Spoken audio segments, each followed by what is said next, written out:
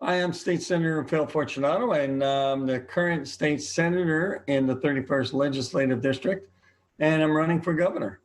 So, what made you want to run for governor? Well, I think that, we have solutions. We have some really good solutions to these problems that we face, homelessness and the economy and funding transportation. And it's difficult to get it through the legislative process. I think this is a year that people might consider having a Republican governor. So, jumped into the fray. And you said you're a Washington State senator. So, what kind of experience would you be bringing to this job? Well, see, this is the interesting thing in this election. It is unusual to have people that are not elected to run for governor. So in the past, you've had, attorney generals, you've had representatives, you've had senators, you've had county executives, for example, somebody that, they were legislators and then they were county executives, but they had some legislative and executive experience. In this race, nobody except me has any legislative experience. I'm the only one that actually has legislative experience and understands how the process works. Everybody else is just guessing. So, I sit on multiple committees, environment and housing and transportation. I sat on financial institutions. So, when you're on these committees, you hear a lot of background information on funding and projects and programs and things like that. And, I jokingly said, if you got elected to the legislature, it takes you 2 years to find out where the men's room is. And, referring to the fact that you go into the legislative building and you actually get lost trying to remember where everything is. But more importantly, I remember going into the, you go into the caucus room. So as a group, you're discussing thing among your own members. And early in the session, my first year, they were talking about some program and they were using an acronym. And they were going around the table asking, if anybody had any questions.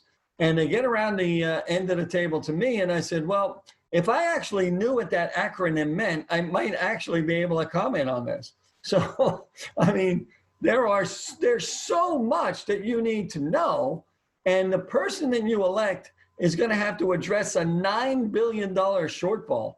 And to be honest with you, I don't see any of the other candidates being able to do that.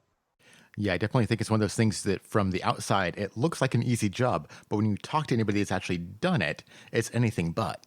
Well, yeah, I mean, you're the governor. You're going to have to set the pace and the direction of the state. Now, I don't believe that the current governor is doing a very good job of doing that. I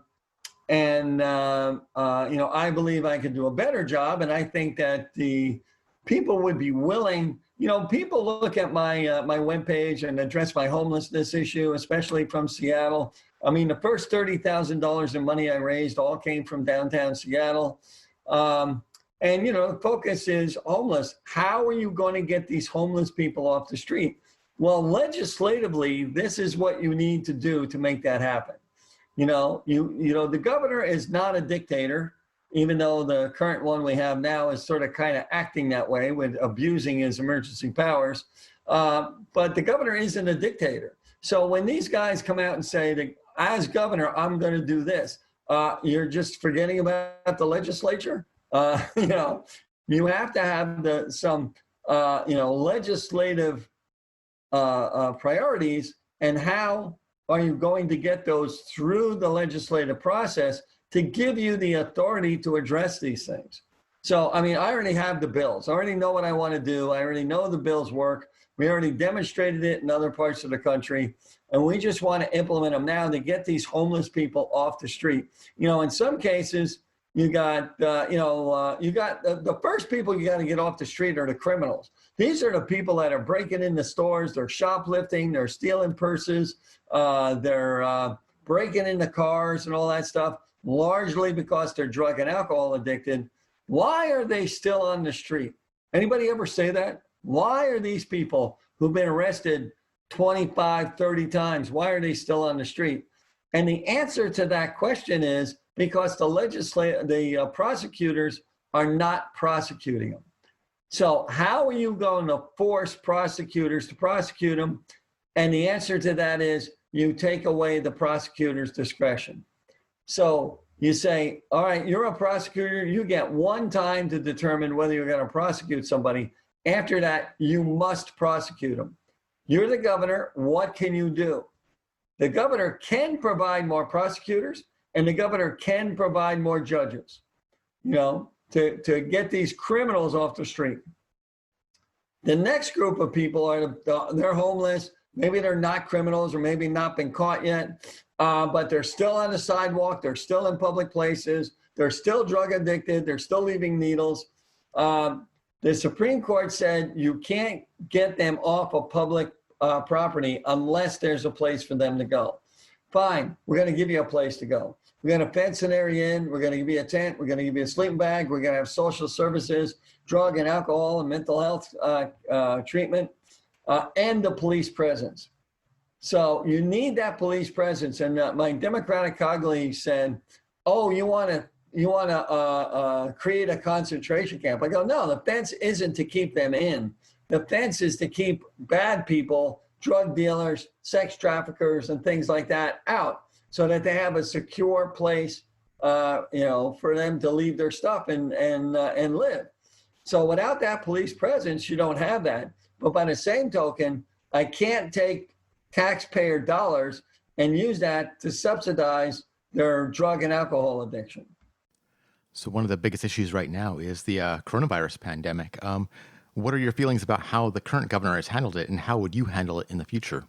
Well, I think his destruction to the economy, people haven't really felt the impact of the destruction to the economy yet. When we go back and we do next year's budget, you're going to have, he's got to cut $9 billion. That's a 20% cut in the state revenue. So how exactly are you going to do that? That's when all this stuff, when people are going to start feeling it. You have senior citizens, for example, before, when we were during session, we were getting hundreds of emails that were talking about funding nursing homes, that the nursing home reimbursement wasn't enough, and you had some nursing homes closing because of it. And that's when you had $5 billion in extra money. What's it going to be like when you're short $9 billion? That's when all this stuff is going to show up. But that's going to be after the election also. But did you agree with the closure orders? Initially, we were told 10,000 people were going to die. Hospitals were going to be overwhelmed. There's hospital beds in the parking lot. When you are told 10,000 people are going to die, it seems like a reasonable idea to shut things down to figure out what's going on. But 2-3 weeks into this, it was pretty obvious that you could go to Costco or Fred Meyer or Walmart and not get a massive infection. So if you could go to Costco and Walmart and Fred Meyer, why can't you go to Sally's baby clothes store? Why can't you go to Mike's bike shop? Why can't you sell a car? He shut down major sections of this economy, and I believe for no reason. Now, it doesn't mean that there's not a healthcare crisis that you need to address. It means it's not an emergency anymore. This is a crisis that needs to be managed, but it's not an emergency. And if it's not an emergency, he no longer has emergency powers. And if he wants to do stuff, he could call a special session and would be glad to go back in there and talk about what he wants to do and pass or defeat legislation. But I would not have shut down the entire economy. I would have required a healthcare protocol to be in place. I would have trusted the people to determine whether that healthcare protocol was safe for them. If you're a businessman and I went to a large retail outlet. I commented that, did you sterilize the carts? And they said, no. I said, are you telling people you don't sterilize the carts? No. Do you have any wipes so I could wipe it down myself? No. I left. I left because I didn't have confidence that they were taking this seriously and that they had a good enough healthcare protocol in place to protect people. So, I mean, people should be able to determine that you go to the place and they say wear a mask, or they say whatever it is they're going to do, let you know.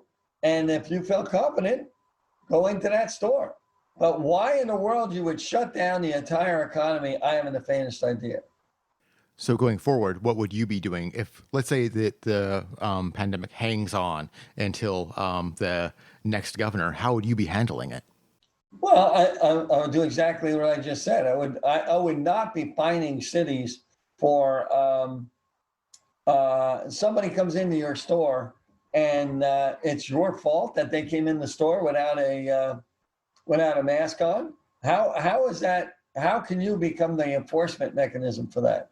And so I wouldn't be doing that. I would be trusting the people more to make better decisions. I would be saying things like, have a healthcare protocol in place, run it by the Department of Health. If they give you the nod, open up your business. But you still believe that the coronavirus is real. We have had several candidates on so far that have been questioning whether or not it even exists. Well, I don't know who those candidates are, but I mean, there's no question it exists. The question comes in is whether the things the governor are doing are political or healthcare related. And I believe they are moving more and more into the political realm and away from the healthcare realm, picking winners and losers. Some of these decisions, shutting down residential construction where you allow multifamily low-income housing construction, it didn't make any sense. It didn't make any sense from a healthcare protocol. It made sense from a political protocol because you're hurting your enemies. So, but I don't know. Yeah. So another major issue that is going on right now is the issues of police brutality and racial justice. Do you have any thoughts about how to improve those? Well, just last year, I think, do you remember Initiative 940? I think so. Initiative 940, we called it the anti-cop initiative. It was really a bad initiative. Even the people that wrote it agreed it was bad and it had to be changed.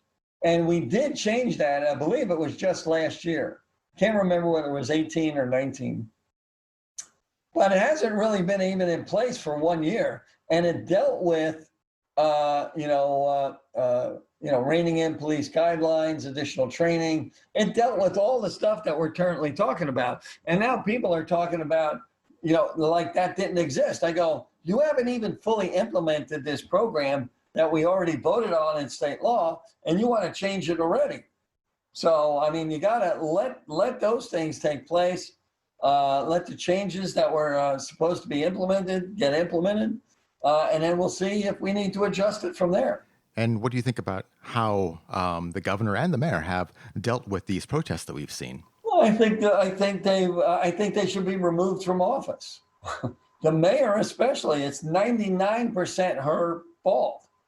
Not allowing the police to use tear gas. You turned a protest turns into a riot. At that point, if you had tear gas, you could have dispersed the whole crowd. And then I think legislators that supported this chop zone and all that stuff should be censured. So what would be some of your other legislative priorities and administrative priorities if you were elected? Well, one of them is to fund transportation. The plan's going to have to be on hold a little bit till we sort out all this COVID stuff. But you need to fund transportation. If you want more money in the state of Washington, you got to sell more stuff. You want to sell more stuff, you need to move freight. We are an export state. We need to get freight from Eastern Washington to the port, for export. And so in order to do that, you need a vivid infrastructure. So you need roads and stuff to get it that way. I mean, our bridges are in disrepair. West Seattle Bridge, for example. Um, all of these things should have been addressed. And in the past, they've always done it by raising taxes. So they've always said, if you want this project list, you're going to need to vote for this tax package. And I mean, it's like it's never ending. So that's why the gas tax is the second highest or so in the nation. It's because they keep raising the gas tax to pay for roads. So the gas tax money is constitutionally protected for roads. No. Going to taxes, a lot of people say that we have a very regressive tax system where the poor have a larger burden than the rich. Do you have any thoughts about how we might fix that, or do you think it's okay? Yeah, no, I ran the bill. You want to fix it? Exempt food and clothes. If you exempt prepared food and clothes, you give a disproportionate advantage to the lower income people, because those are the people eating a lot of McDonald's. They're eating a lot of prepared food when they go into the grocery store. They're buying prepared foods. If you buy a take and bake pizza, for example, that's a prepared food and that's taxable. But if you buy a frozen pizza, it's not, and there's no tax. I mean, that doesn't make much sense. But if you exempted food and clothes, you would give a $2 billion tax cut. And a large portion of that, a greater portion of that would obviously be on lower income people. How come that bill hasn't passed yet? Who's opposing it? Well, Democrats are opposing it because it reduces revenue. Okay. Well, that is something, we're going to be facing, like you said, that just incredible shortfalls. Well, you're not going to be able to do anything as far as tax cuts, no matter how much you want. Mm-hmm. You want to. If you were governor, we will be facing these, enormous tax shortfalls, like you were saying. What kind of a philosophy will you be using to decide what should be cut? Well, the first thing that you need to do is reduce everybody's salary by 5%. I mean, private sector are going out of business. They're getting laid off. They're getting their salaries cut and all that. Everybody needs to take a 5% salary cut just across the board, including legislators. The other thing you need to do is you need to reduce the state workforce. But rather than reduce the state workforce from the bottom, which is the typical way that they do it, they'll lay people off, and the first people laid off are the last hired, first fired kind of thing. So, however, those people are mostly the worker bees. Those are the guys that are doing the actual work when you go to get your driver's license or your permit or whatever it is. Rather than reduce the lowest paid people at the bottom, we're going to go to the other end and people near retirement and give them incentives to retire early, 1 year, 2 year, or 3 years early, and get them off the payroll because they are the highest paid people. So you would have a little bit of a hit on the pension fund because you're paying out a couple of extra years of retirement, but not something that you can't address later. But that way you get rid of the highest paid people at the top and you open it up for people to migrate up, maybe get some new blood in there. So we live in, very polarized times. How do you work to bring people together to find real solutions? Well, somebody commented in my 2018 election, I had a lot of Hispanic support. And they said, why do you have so much Hispanic support? And I said, well, that's because I cater to Hispanic issues like they don't want to be taxed out of their homes. They tend to be pro-life. They tend to say that, the family controls, parents control what their kids, as opposed to the state. So those are just issues that affect everybody else also. So anyway, as you want to have that broader outreach, but you're just talking common sense approaches. You're talking common sense solutions, and most people agree with them. Whether you can implement them or not is a different story. But if you're a governor, you got an awful lot of pressure. So you've been in politics for a little while now. This election is quite a bit different with the pandemic and just everything's so different. How has that affected your campaigning? Well, when we came out of the legislative freeze, remember, those guys were already campaigning for 4 months before the virus stuff kicked in. So then the virus stuff kicked in, and that really just screwed me up because I had a nice schedule going around the state, and all that was out the window. But so now we're doing exactly what you and I are doing, more and more Zoom conferences. I got another one at 5 o'clock and another one at 6:30. And so, I mean, Zoom is actually pretty cool because you can reach, hey, I can talk to people in Grant County or Southern County or whatever. I mean, it's good in that regard, but still, it's not as good as being there. Yeah, people forget how big the state is. If you got to drive across the state, that's a long drive. Well, yeah, I mean, one day I had to I drove from here to Vancouver, from Vancouver to Richland, from Richland to Tenino, and then to home. So you have had like a long history of, in politics in Washington State. What would you say were your biggest accomplishments? No. When you say a long history, I was elected in 1998 and I served one term, and then I was elected again in 2016. So, I mean, that's 6 years is better than zero. Yeah. I mean, we have, like you said, there's a lot of people running right now with zero experience. And so when I was actually in way back in 1999, I amended the teen driver bill that said if the kid got a ticket, the parent would get a notice. So I said, if your kid gets a ticket, the parent's going to get a notice in the mail because of me. The rest of it, we're not in charge. The Republicans aren't in charge. And somebody said, you didn't pass a single bill this session. I said, hell, I knew I wasn't going to pass a bill when I announced for governor. You think they're going to give me credit for anything? I go, they wouldn't even pass my bill to pick up the garbage on the side of the highway. It passed the Senate and the House killed it. But you got to keep bringing these solutions up, and you got to be talking solutions. Well, do you have any final thoughts about why people should be giving you their vote? Well, the reason you should vote for me is I'm the only guy with legislative experience. I'm the only guy that knows what's going on, and I can actually get in there and get the job done, as opposed to get in there and spend 2-3 months just figuring out where everything is and how it works. There was one candidate, for example, that got in the race late. He made the announcement that he saw his education plan, which he will be unveiling in a few days, and he agreed with everything. I go, what? What's that mean? It means somebody gave you an education plan, and the first time you saw it was just yesterday, and you agreed with it.